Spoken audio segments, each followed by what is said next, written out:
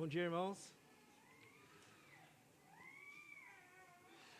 Só um recado, o Ministério Infantil pediu para avisar que as crianças vão ensaiar.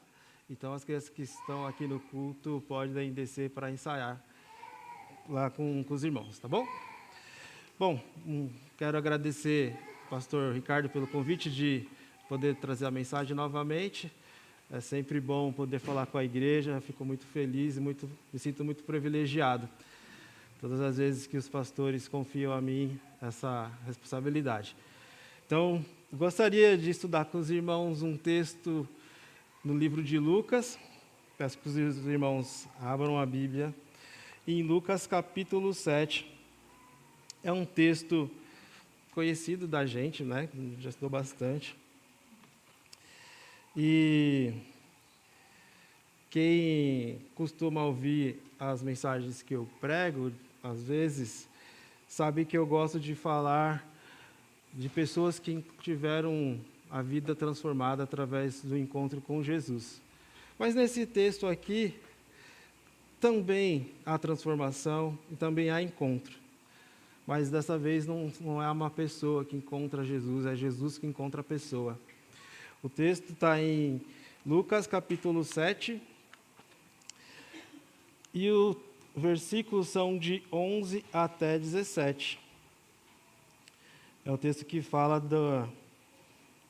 do filho da viúva de Naim, ressuscitado. Então eu vou ler o texto. Depois da leitura, eu vou pedir que o irmão Fábio faça uma oração. Você leva o microfone para ele depois, por favor? Obrigado, Evelyn. Então o texto começa assim. E aconteceu que no dia seguinte, ele foi à cidade chamada Naim, e com ele iam muitos dos seus discípulos e uma grande multidão. E quando chegou perto da porta da cidade, eis que levavam um defunto, filho único de sua mãe, que era viúva, e com ela ia uma grande multidão da cidade. E vendo-a, o Senhor moveu-se de íntima compaixão por ela, e disse-lhe: não chores. E chegando-se, tocou o esquife, e os que levavam pararam. E disse: jovem, a ti te digo, levanta-te. E o que fora defunto assentou-se e começou a falar, e entregou-o à sua mãe.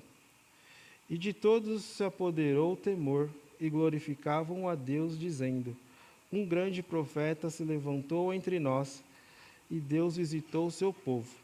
E correu dele esta fama por toda a Judéia e por toda a terra circunvizinha. Pode fazer a oração, irmão, por favor? Senhor, meu Deus, meu Pai, eu te agradeço pela mais uma oportunidade de entrar em sua casa. Eu te peço que abençoe esse culto e todos os irmãos que estão presentes aqui em sua casa. Amém. Amém. Obrigado, irmão. Bom, irmãos, vamos lá. Esse aqui é um texto que fala de um milagre, mas se a gente for olhar com atenção, a gente vai perceber que esse texto não é sobre o milagre, e sim sobre Jesus, como ele se revela e todo o seu caráter é demonstrado, né? Então, imagina essa cena. Existe aqui uma cidade, uma pequena cidade, né, que se chama Naim.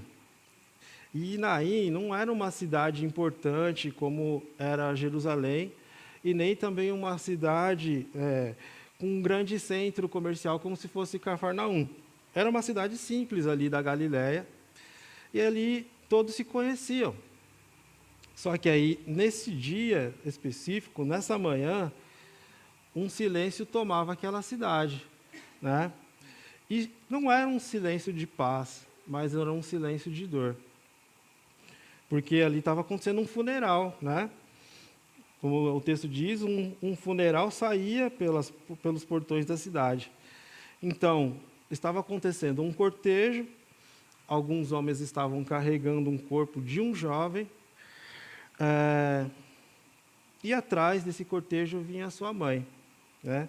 E Lucas, ele faz questão de nos informar que a mãe era viúva. Ele acrescenta ele acrescenta ainda mais um detalhe que, além de ser uma cena difícil, a torna mais dolorosa, porque era uma mãe que perdeu o marido já por ser viúva e agora perdia o seu filho único. Como o texto diz, o seu filho único. Então, assim, aquela mulher estava praticamente solitária naquela cidade. E aí, durante esse cortejo, a gente percebe o quê? Aquela mulher, ela não enterrava só o filho, mas também enterrava quem ela mais amava. E também o seu futuro. E também a sua esperança e a sua proteção. Porque no contexto daquela época, como uma viúva, ela dependia do marido e, quando o marido morria, era dos filhos. Né? Naquele momento, ela estava sem ninguém. Do outro lado da cidade, Lucas nos diz que Jesus vinha acompanhado pelos discípulos e por uma grande multidão. Então, existe um contraste aqui. Né? De um lado, um cortejo que leva um morto, e do outro lado, um cortejo que se aproximava ao autor da vida. Né? Dois caminhos iam se encontrar diante dos portões da cidade de Naim. De um lado, lágrimas, do outro, esperança. De um lado, morte, do outro, a vida. Né? Então, o que a gente percebe aqui? Que quando a vida encontrou a morte precisou parar. Né? Existe aqui mais um detalhe que a gente não pode perder. Aquela mulher, aquela viúva, aquela mãe, ela não saiu de casa procurando Jesus. Né? O texto é claro, ela nem sabia que Jesus estava chegando. Enquanto ela caminhava para sepultar ali o seu filho, Jesus caminhava em sua direção. Ele vinha em direção oposta. E essa é uma verdade que consola a gente. Porque quantas vezes a gente só enxerga a nossa dor, né? Mas Deus, ele já vem conduzindo a história do lado contrário, né? Mesmo que a gente não consiga perceber. Ela não saiu de casa esperando encontrar ele e não esperava que esse encontro acontecesse, mas enquanto aquele momento difícil da vida dela estava acontecendo, Deus já vinha do outro lado para encontrá-la. Talvez a gente chegou aqui, né, com esse sentimento, né, de olhar somente para as nossas circunstâncias, mas a gente precisa lembrar que o Senhor já vem do outro lado ao nosso encontro. E é por isso que existe uma pergunta aqui que a gente vai procurar a resposta no texto. E essa pergunta é importante. A pergunta é: quem é Jesus quando encontra a nossa dor? Lucas, ele vai responder essa pergunta, mas eu quero levar 3 aspectos do Senhor em consideração para a gente estudar aqui. O primeiro deles é que quando Jesus encontra a nossa dor, ele vê o que ninguém vê. E o texto é Lucas, do capítulo 7, do versículo de 11 até o comecinho do versículo 13. Acompanha aí, ó. E aconteceu que no dia seguinte ele foi à cidade chamada Naim, e com ele iam muitos dos seus discípulos e uma grande multidão. E quando chegou perto da porta da cidade, eis que levavam um defunto filho único de sua mãe, que era viúva. E com ela ia uma grande multidão da cidade. E o 13 começa dizendo: e vendo-a. Lucas, irmãos, é um escritor que ele toma cuidado, né, para escrever as coisas. Mas antes de narrar o milagre, ele faz questão de mostrar o tamanho dessa tragédia que tinha acontecido, né? ele já disse que a mulher era uma viúva. Para nós, isso pode até parecer uma informação comum, né, no nosso contexto, mas naquele contexto do primeiro século significava muito mais. Como eu disse, na sociedade judaica, uma mulher que era viúva, ela dependia da estrutura familiar para ser cuidada, para ser protegida. Então, naquele momento, ela estava sem proteção, sem sustento, né? Agora, aquela mulher havia perdido também o filho. Ela estava completamente desamparada. E não é por acaso que em toda a Escritura, Deus ele sempre vai demonstrar um cuidado especial pelas viúvas. Em Deuteronômio 10:18, Moisés ele declara que Deus faz justiça ao órfão e à viúva. Vamos abrir lá. Deuteronômio, capítulo 10, versículo 18.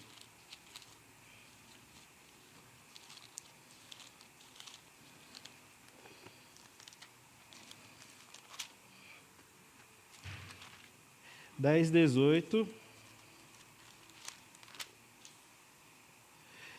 texto diz: que faz justiça ao órfão e à viúva, e ama o estrangeiro, dando-lhe pão e roupa. E no Salmo 68:5, apresenta Deus como pai dos órfãos e juiz das viúvas. O texto diz: pai de órfãos e juiz de viúvas é Deus no seu lugar santo. Então, aquela mulher, ela representava exatamente aquele grupo de pessoas que dependiam inteiramente de Deus, que dependiam diretamente do cuidado de Deus, porque elas já não tinham mais ninguém. Então, imagina assim, uma pessoa que chega num tribunal e ela vai encontrar lá um juiz, vai encontrar uma acusação, mas ela não tem ninguém que ela possa defender ela. Não tem nenhum advogado de defesa, por exemplo. Ela está sozinha. Então, ela precisa de alguém. E Jesus não deixa que ela fique assim, né? Jesus cuida daquela mulher. Aquela mulher estava cercada de pessoas, mas nenhuma delas podia resolver o problema dela. Aquela multidão podia acompanhar o cortejo, né? Eles podiam oferecer palavras de conforto e de consolo, mas ninguém ali podia devolver o filho daquela mulher. Então, existem dores mesmo que nenhum conselho vai resolver, existem problemas e perdas que ninguém vai conseguir resolver, mas aí Lucas escreve, ao vê-la, isso no começo do versículo 13. E essa expressão é demais, porque Jesus, ele não olhou primeiro para o esquife, ele não olhou primeiro nem para a multidão, ele olhou para a mãe, percebe? Enquanto a multidão ali via apenas um funeral, Jesus estava vendo uma pessoa. Enquanto todos enxergavam ali uma tragédia, Jesus enxergava um coração quebrantado que precisava dele. E Jesus continua sendo dessa forma conosco. Ele continua sendo essa pessoa que enxerga a nós por dentro, né? As pessoas, às vezes, veem o nosso sorriso, mas elas não conseguem enxergar as lágrimas que a gente tem por dentro. A nossa rotina pode demonstrar uma coisa, mas as pessoas não conhecem as nossas lutas. As pessoas veem a nossa força externa, mas elas não sabem como a gente carrega, né? Mas o mais importante é que o Senhor sabe. Ele vê o que ninguém vê, isso é o que o texto diz, e vendo-a, ele conhece a dor que permanece escondida nos olhos das pessoas, né? Isso nos consola profundamente, porque Jesus é a única pessoa que consegue entender o sofrimento de uma pessoa quando ela encontra, né? Mas Lucas, ele deseja mostrar algo mais profundo para nós aqui. Jesus apenas, né, não vê apenas aquela mulher, ele permite que a dor dela alcance o seu próprio coração. E aí a gente vai olhar mais um aspecto do caráter de Cristo. Quando Jesus encontra a nossa dor, ele sente o que ninguém consegue sentir. O versículo 13 vai dizer: e vendo-a, o Senhor moveu-se de íntima compaixão por ela e disse-lhe: não chores. Então, irmãos, o versículo 13 começa com um detalhe que, à primeira vista, né, pode parecer pequeno, mas revela uma das verdades mais bonitas dessa narrativa, né? Porque ele escreve assim: ao vê-la, o Senhor se compadeceu dela. Se a gente observar, existe uma mudança importante aqui. Quem já leu Lucas, assim, está mais fresco na cabeça, sabe que Lucas ele vinha narrando a caminhada de Jesus. Mas, exatamente quando ele vai revelar o coração de Jesus, ele chama Jesus de Senhor. Essa é a primeira vez no desenvolvimento dessa narrativa que Lucas destaca Jesus com esse título de Senhor. E isso não acontece por acaso. Porque quando nós pensamos na palavra Senhor, normalmente a gente pensa em autoridade, porque Senhor leva esse título de autoridade, né?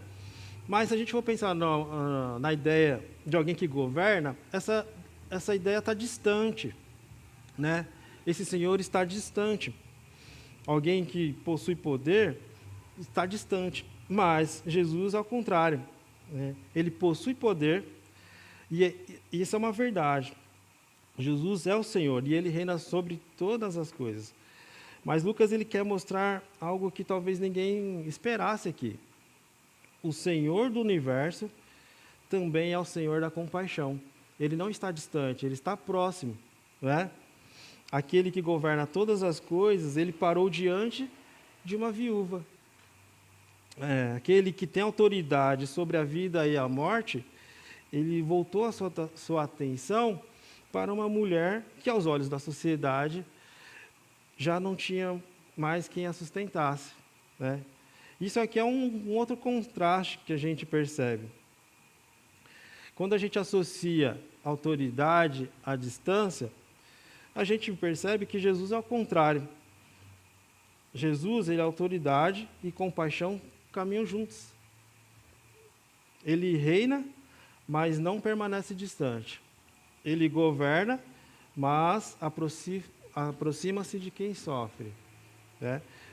Depois disso aqui, Lucas ele vai mostrar para nós uma ação do Senhor. Ele diz: o Senhor se compadeceu dela. E aí, né, essa palavra merece um pouco da nossa atenção, porque no texto original, no grego, Lucas ele usa essa palavra para descrever uma emoção muito grande, né? Uma emoção muito profunda,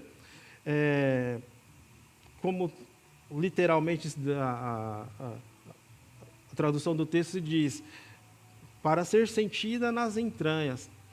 Então, a compaixão não é só pena, não é só uma tristeza superficial, é algo que alcança o mais profundo, assim, no íntimo mesmo da pessoa, do ser. Então, Lucas está dizendo para nós que Jesus não apenas observou aquela mulher, mas ele permitiu que a dor dela tocasse o seu coração, né? A compaixão que o Senhor Jesus sentiu por ela permitiu que a dor dela tocasse o coração dele. Isso nos ensina algo que é muito precioso. A compaixão de Cristo nunca foi um sentimento passageiro, né? Ele sempre conduz a uma ação. Foi assim quando ele viu aquelas multidões aflitas e exaustas, lá em Mateus. Foi assim diante de cegos. de enfermos e de famintos. Sempre que Jesus se compadecia de alguém, algo acontecia. Então, a sua compaixão nunca permanecia apenas nas palavras. A compaixão de Jesus sempre gerou uma ação por ele. Existe outro detalhe que merece nossa atenção. Quem tomou a iniciativa desse encontro não foi a viúva, né? Ela não pediu um milagre para ele. Ela não clamou por ajuda. Ela estava ali consumida ali pela dor dela. Então, enquanto seus olhos estavam voltados para o corpo do filho, Jesus olhava para ela. E essa é uma grande marca do Evangelho, né? A graça do Senhor sempre começa com Deus, porque foi Deus que procurou Abraão, foi Deus que procurou Adão lá no jardim, foi Deus que procurou, que chamou Levi, Mateus, né? Foi Jesus quem parou diante do cego Bartimeu. A iniciativa sempre é dele, sempre parte dele. Agora Jesus aqui caminha em direção àquela viúva e antes mesmo que ela pudesse buscar ele já havia vindo ao seu encontro, né? Talvez algum de nós chegou aqui hoje se sentindo assim, né? Com dores que deixa a gente sem palavras, ou está passando por um momento difícil, que até fazer oração é difícil mesmo, mas a nossa esperança nunca esteve nas forças das nossas próprias palavras, isso a gente precisa lembrar. A nossa esperança está sempre vindo do Senhor, né? Assim como a iniciativa de Jesus foi ao encontro daquela mulher, Ele continua vendo as nossas aflições, e Ele continua se aproximando da gente, e Ele continua sendo movido por íntima compaixão. Aí o texto continua, em seguida, né, Jesus se dirige àquela mulher e fala para ela, não chores. Assim, à primeira vista parece que é uma palavra assim, meio inesperada, né? Se qualquer outra pessoa tivesse dito isto, ia parecer até assim, uma falta de sensibilidade, porque numa situação tão difícil como a que aquela mulher estava enfrentando, dizer para a mãe não chorar é meio insensível. Mas quando Jesus fala, as suas palavras elas nunca são vazias. Ela não vai, ele não quis diminuir a dor daquela mãe, mas ele sabe exatamente o que ela está sofrendo naquele momento. Mas também ele sabe o que está prestes a fazer, né? Por isso, antes de revelar o seu poder, Jesus revela o seu coração. Isso é uma verdade para nós. Ele sempre mostra para nós como é o seu coração. O Senhor que possui autoridade sobre a morte é o mesmo Senhor que deixa tocar pelas lágrimas da viúva. Percebe? Ele tem autoridade, mas as lágrimas daquela mulher o tocam seu coração. E é exatamente isso que Hebreus 4,15 vai dizer. Vamos lá, Hebreus 4,15.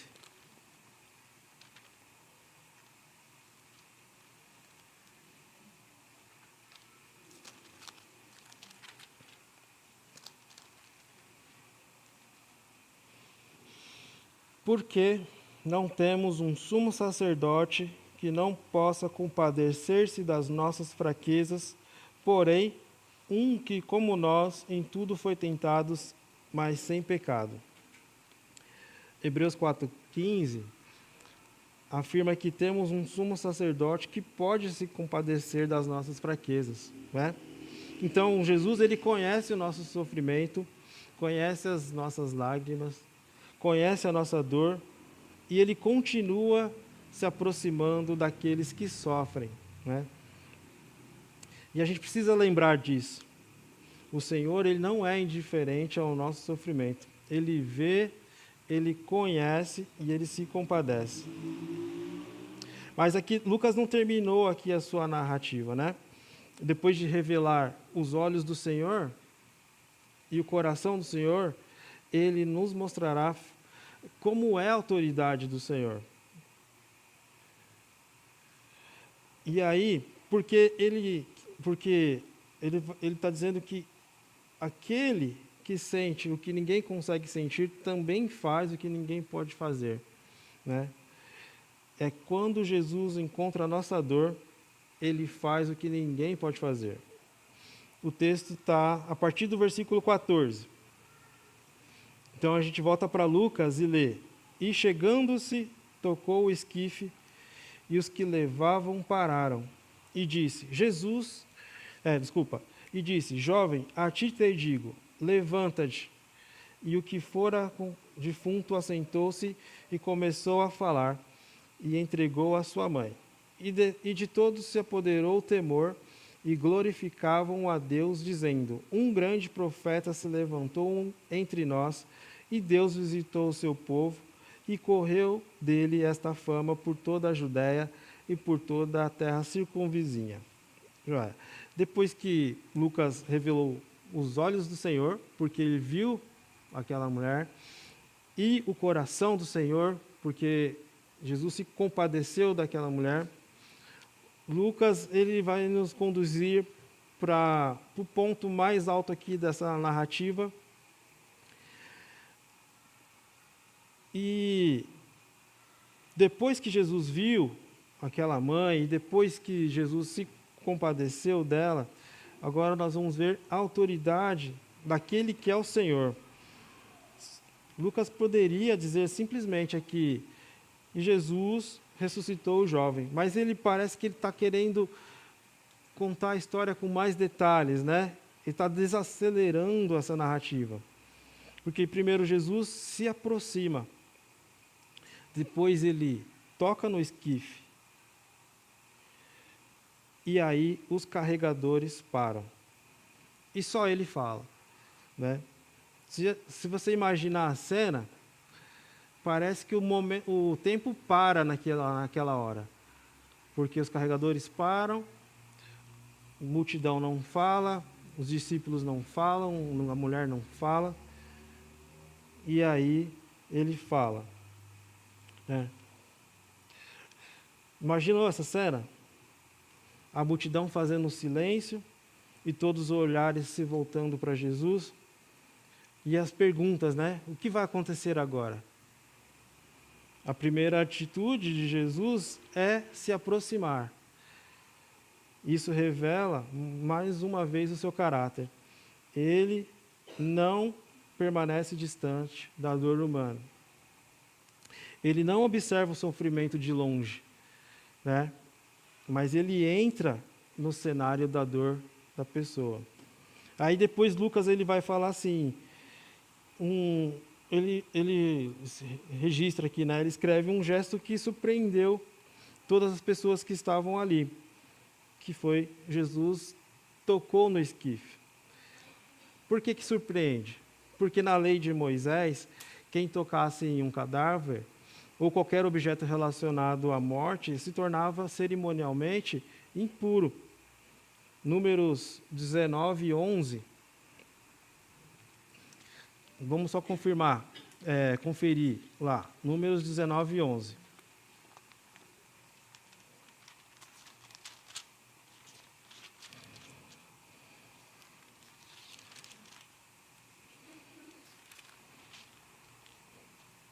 Aqui, ó.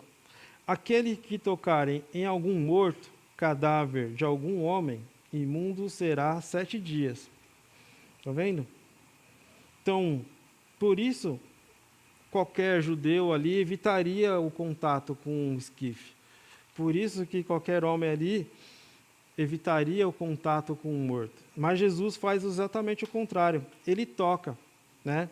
Aqui encontramos uma verdade muito bonita do Evangelho. Quando uma pessoa comum tocava a morte, ela se tornava impura. Mas quando Jesus toca a morte, é a vida que vence, né? A morte não contamina Jesus, é o Senhor que vence a morte. Foi assim durante todo o ministério de Jesus. Quando Jesus tocava um leproso, não era a lepra que predominava. Quando Jesus era tocado por alguém considerado impuro, não era ele quem se contaminava. É assim a santidade de Deus, né? A santidade sempre vence, sempre triunfa. Hoje está com um tempo muito bom. Então, porque tudo aquilo que destruía o ser humano, quando encontrava Jesus, algo maior acontecia. Nenhuma enfermidade, nenhum pecado, nem a própria morte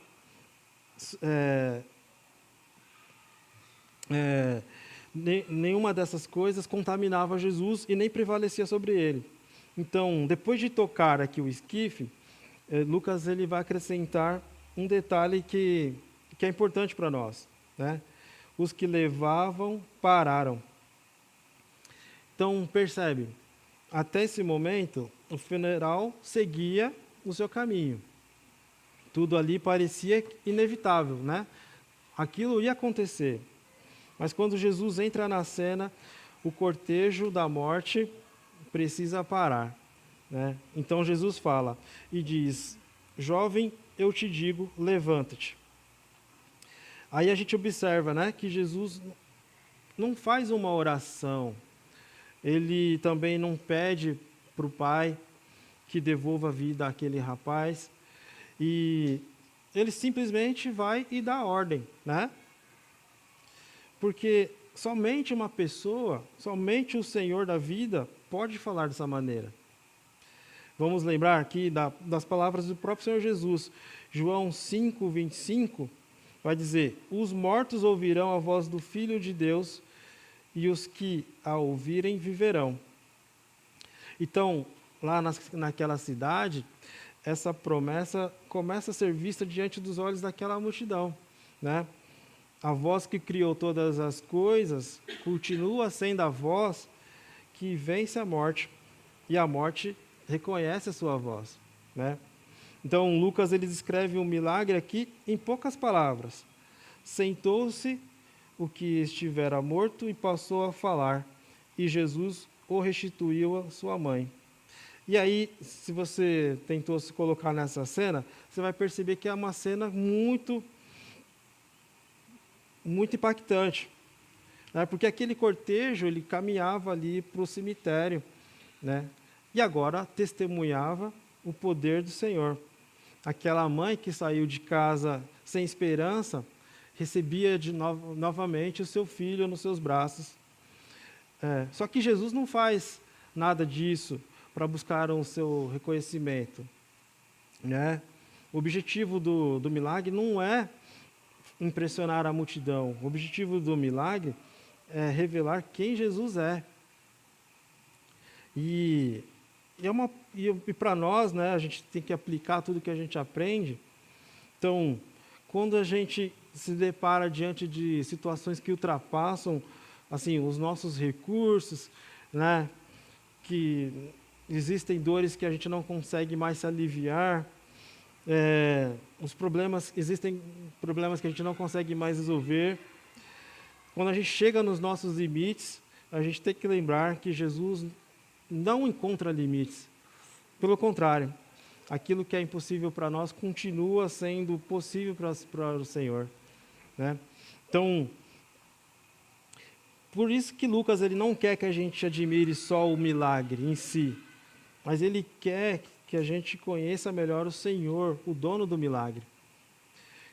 Então, chegando aqui no final dessa narrativa, a reação, né, das pessoas ali da multidão confirma isso.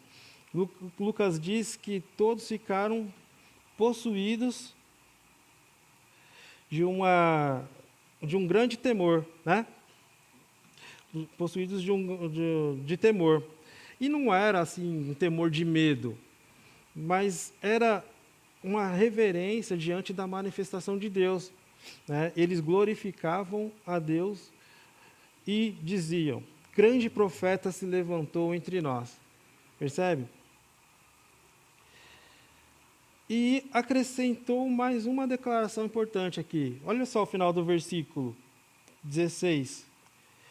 E Deus visitou o seu povo. Isso é grandioso, irmãos, porque assim, na caminhada do povo de Israel no deserto, sempre Deus visitava o povo. No momento que Deus visitava o povo para se manifestar e trazer o livramento muitas vezes, né? E no momento que a multidão reconhece que grande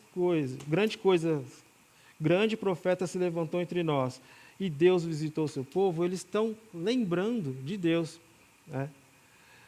Mais do que presenciar um jovem a voltar à vida, aquela multidão, ela percebeu que Deus havia visitado o seu povo. Então, essa conclusão, né? Essa foi a conclusão que eles chegaram ao contemplar Jesus.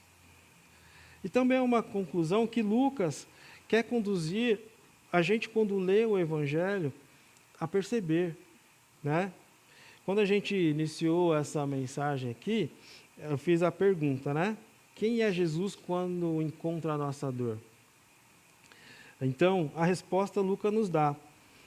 Quando Jesus encontra a nossa dor, ele vê o que ninguém vê, porque ele enxerga a pessoa por trás do sofrimento dela. Quando Jesus encontra a nossa dor, ele sente o que ninguém consegue sentir, porque antes mesmo de ele revelar o seu poder, ele revela o seu coração, porque ele sente íntima compaixão. E quando Jesus encontra a nossa dor, ele faz o que ninguém mais pode fazer, né? A sua autoridade alcança até aquilo que parece impossível aos olhos humanos. Então, irmãos, quanto mais conhecemos o Senhor Jesus, mais aprendemos a confiar nele, né? Quando nós sairmos daqui hoje e formos viver a nossa vida, que a gente possa não lembrar apenas do milagre que aconteceu na cidade de Naim, na restauração da vida daquele jovem, mas que a gente possa lembrar do Senhor do milagre, né? Porque é o Senhor do milagre que vê, que se compadece e que tem autoridade. Então, irmãos, que o Senhor Deus possa ser louvado por nós, porque em Cristo Jesus nós podemos dizer que Deus visitou o seu povo. Então, vamos sair daqui confiantes no Senhor Jesus. Faltam 2 minutos, eu vou acabar aqui, tá bom? Então vamos orar. Senhor Deus, muito obrigado por mais uma vez poder ler e explicar a palavra do Senhor, que o Senhor possa continuar sendo aquele Deus que nos vê e que sente o que nós sentimos, e que o Senhor age e tem poder para mudar as nossas situações. Nós te agradecemos pelo seu cuidado, cuida dos nossos pastores nas suas atividades e da nossa igreja. Em nome de Cristo Jesus que oramos e agradecemos. Amém. Vamos separar as salas, tá bom, irmãos? Deus abençoe.